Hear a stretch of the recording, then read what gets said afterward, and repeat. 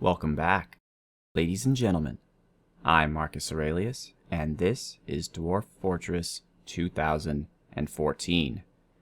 And I've already got started looking for a place for our dwarves to embark upon the world. You'll notice that I'm looking for a very specific site. I'm looking for a site that is 3 squares in height and width. The game wants to start you with 4 by 4, but I've found, honestly, that 3 by 3 is quite adequate for my needs, and it allows the game to last longer because the memory doesn't run out so quickly. I also changed Fluxstone layer to yes, Aquifer to no, even though there shouldn't even be aquifers anywhere in this world, River to yes, Shallow metals to multiple, Deep metals to multiple, Soil to some, and that's all I change. And the blinking green X's are places in this world that particular combination of resources has been found. Now, just so you're aware of what you're looking at, the far right map is the entire world, zoomed out. The middle map is a zoomed in version of that, and the map on the left is a zoomed in version of each individual square of the middle map. Now, we have started on the bottom left-hand side of the map. So we need to go around and look at these X's, these blinking green X's, to find a new home. So I actually tried to record this once before and it crashed. So I have an idea of where I want to be. I just need to find it again.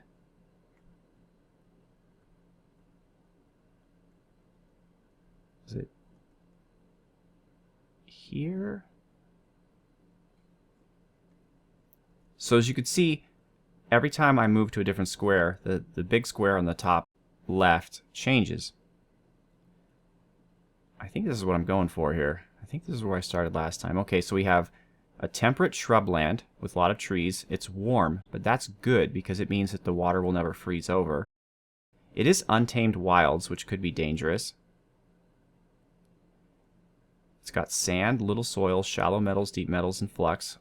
And that's the shrubland biome. And then there's the mountain biome with sand, shallow metals, deep metals, and flux. You'd like to get as many biomes as possible in your map because different biomes have different minerals. So I could have, for example, a mineral that produces iron in one biome, but a mineral that produces silver in another. So it gives me variety. You know what, though? I want to look around a little bit. I want to go up here, way up here. No, this is marsh, though, so there's no trees. So that's probably not the best idea. I'm just going to look over here real quick to this little valley here. Okay, there's already a dwarf home here. Oh, this looks good right here. Okay. No, it's a swamp, though. Why would there be a swamp in a mountain valley? That doesn't even make sense. What I'd love is a forest next to a mountain. But there just appear to be quite a lot of swamps in this world. Let's go over here. Just look at the top of the mountain. This is like Badlands. Okay, here we go. Forest and mountain together. Temperate. This looks like it has potential. Still untamed wilds. Still warm. We have most of the map here is mountains. So no trees, but we have shallow, deep metals, and fluxstone. And then we have clay, little soil, shallow, deep metals, and flux. This looks like a good plan, except I want to do one thing. I want to move one over. So I actually have more. Oh, I have 3 by... No. Okay, this is beautiful. I like this. You know what? I'm going to go with it. Embark. Okay, I'm going to prepare for the journey carefully, which I find to be sometimes the most boring part of Dwarf Fortress Let's Plays. So I'm going to pause the recording and come back once I have everything set up, and I'll just tell you what I did. So, see you soon. Alright, ladies and gentlemen, we are back. And let me introduce you to our starting 7 dwarves. We have Surreal Beliefs, our leader. Now let me explain to you a little bit about how I set up my initial 7. Mining is very important, but it's also a skill that can be picked up very quickly. So I don't train anyone in mining. I'm just going to include some picks, and I'm just going to have them go to town, and they will eventually get good at mining. But instead, I'm going to give them skills that are useful and rare. So Surreal Beliefs is going to be our leader. He is our manager, and he is going to be our eventual mayor. So I've got leader, pacifier, consoler, comedian, conversationalist, and organizer. Then there's Tokshin. Tokshin is our broker and our bookkeeper. Again, he's also going to be a miner to start out with, just like Surreal Beliefs, but not forever. And he is a novice record keeper, a proficient appraiser, and a skilled judge of intent, which will help him with trading. Then there's Marcus Aurelius. Marcus Aurelius will also start as a miner, but eventually will transition into a weaponsmith and armorsmith, which I've given him proficient in both, since just in case a migrant doesn't have those skills. It's going to be something we're going to need. Das 24680 is going to be our farmer. I'm sorry, that's Daz. He's going to be our farmer. He's a proficient grower and a proficient leather worker. So once we have some more farmers in the fortress, he's going to move on to producing leather work for us. And where are we? Okay. Ursula is our mason. And you can see I'm starting to, first of all, I used names of my YouTuber friends, but now I'm giving names from characters in my previous Let's Plays. Specifically, the gods of, or the pretender gods of my Dominions Let's Plays. So we have Ursula. She's our mason. So she's a proficient mason and a proficient stonecrafter. Then we have Katarina von Ulm, who is our brewer and cook. She's proficient in both of those things.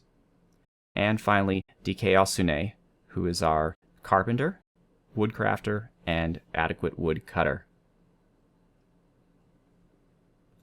As far as the items we'll be bringing with us, I am bringing 3 copper picks, a battle axe, a bunch of ale and beer, a bunch of seeds, some food, and a little bit of thread, cloth, bags, and ropes, because I don't know when we're going to have access to those, and some rum.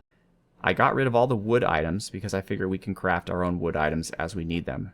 So I wanted to instead spend the points on skills for my dwarves and necessary food items. I'm bringing 3 turkey hens and 1 turkey gobbler to eventually have a supply of eggs, meat, and leather, because turkey is one of the only non-grazing animals that can produce leather. And I'm also bringing 3 female dogs and a male dog to start dog production, and 1 cat, a male cat. I'm not going to bring any more than that because I do not want a cat explosion, which is a very real thing to worry about in these things. So, I almost forgot the fun part, naming our fortress. So I'm just going to go with random. It's more fun that way. Name work? No. Dabbler inked? No. Vigor sabers? Channel drill? Abbey whisper? Channel jade? Mirror swallows? Strap lens? Chamber sanctums? Interesting.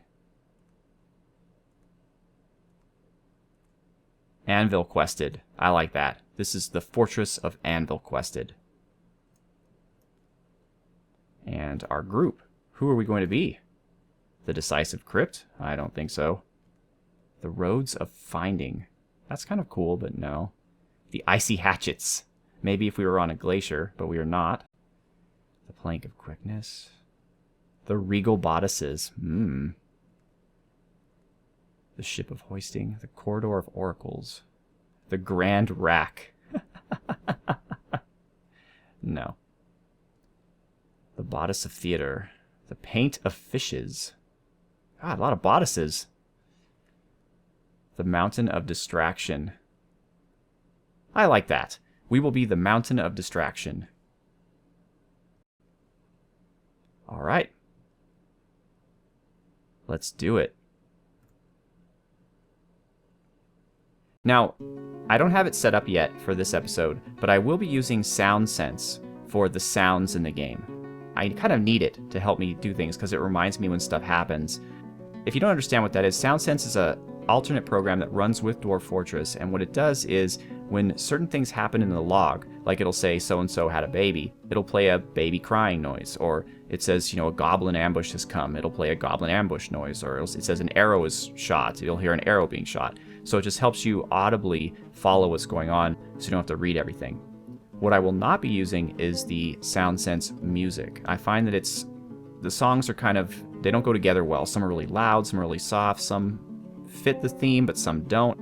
So I think the nice, soothing Dwarf Fortress music is good enough for me. So we're going to go with the sound sense sounds, but the Dwarf Fortress original music.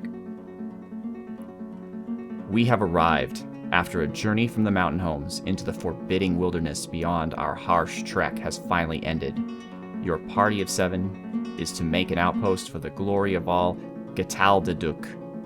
There are almost no supplies left, but with stout labor comes sustenance. Whether by bolt or plow or hook, provide for your dwarves. You are expecting a supply caravan just before winter entombs you. I doubt winter will entomb us, though, because we're in a warm biome. But it is spring now, enough time to delve secure lodgings, ere the dingo men get hungry. Oh dear, dingo men. It's a good thing we have Das with us, because being Australian, he probably has a lot of experience fighting off dingo men. A new chapter of Dwarven history begins here at this place, Zunt Rizith, Anvilquested. Strike the earth.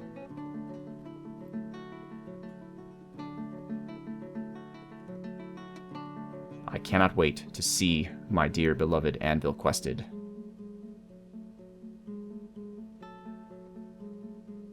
Eventually. One of these days. All right. So I know most of the keys by heart, and when I don't, I will pull them up. So I will be playing the game mostly like this, with the full map showing at all times. Just to give you an idea of what we're looking at, if you're unfamiliar with it, this is a vertical slice of the world. Now, this is also zoomed in. I can zoom out and show you the entire embarkation zone. Here we are. Okay. All right. So this is our entire world, basically, that we are allowed to do things with. As you can see, it's mostly flat and forested, tons of trees, which is nice. So I can now look up. Look up. There we go. So now there's a plateau to the southwest and southeast. And that's really it in terms of elevation. But look at how the trees go very high. The trees go higher than the mountains in this instance, even though we are in a mountain biome to the southwest and southeast. And you can tell it's a mountain biome out in the northeast as well. You can tell because there's no trees. Let's zoom back in.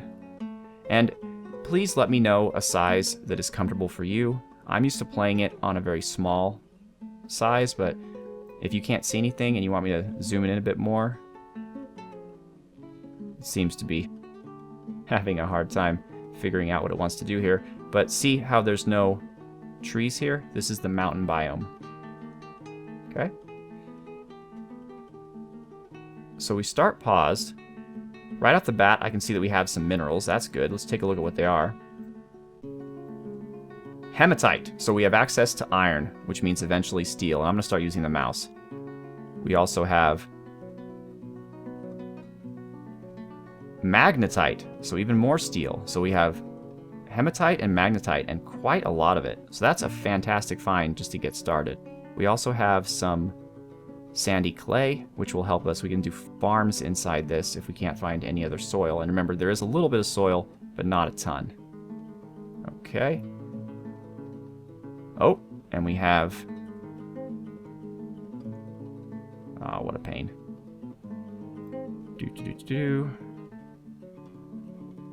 Okay, we have magnetite here, we have indigo tourmaline, and hematite.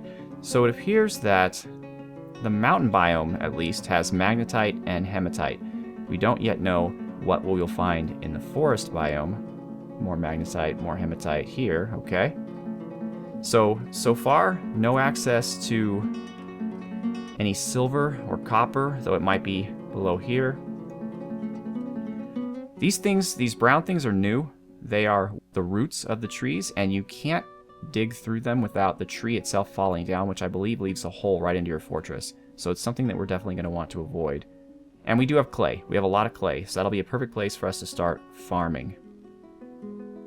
All right, wonderful. What else can I see here? We have bayberry trees, okay. Bladeweed, which we could farm. Strawberries, okay, so we can harvest some strawberries and get food, prickleberries. All right, so food is plentiful. Food is plentiful. Let's see what's running around, if anything. We have a giant great horned owl, but as of yet, no dingo men. Have all of our animals and our citizens are sitting around. That's because I haven't unpaused yet. We do have a nice little stream, which will provide us a source of running water, and eventually we can delve down into the earth and make a cistern out of it. I build my fortresses in different ways, but I think as far as this map is concerned, I may just want to do an external palisade and just dig straight down. Sometimes I dig into the mountains, but because there's really not much of a mountain here, I don't think there's much use to that. I could get really cute and take down all the ramps here and build a giant wall, blocking off basically the whole southern part of the map, so enemies would have to come from here. Of course, that would be complicated because then up here I'd have to dig a channel all the way around here to keep enemies from like standing here and shooting arrows at my dwarves. So there's many things to consider there. You know, I'd have to... Oh, and also the trees. I forget there's giant trees now, so building a wall is probably not going to be the easiest thing. Although the good news about giant trees is that it provides a lot of wood, so we're not going to have to worry much about wood. We're going to have plenty of that, which means plenty of charcoal, which means that Marcus can get to work sooner rather than later in making iron armor for all of our guys. But I really do hope we get some awesome metals in the forest zone that are different than hematite or magnetite, because I want to have some silver, maybe for some warhammers. Silver is the heaviest material. Also for crafts. Copper is always good to have. Not necessarily for itself, but because you can make alloys out of it that are valuable. So yeah, I think I'm going to like this. I think it's going to work out. Next episode, ladies and gentlemen, we shall begin and dig deep into the earth to form our initial lodgings and plan out perhaps where we're going to move from here. So once again, I am Marcus Aurelius. Thank you so much for watching. Have a good one.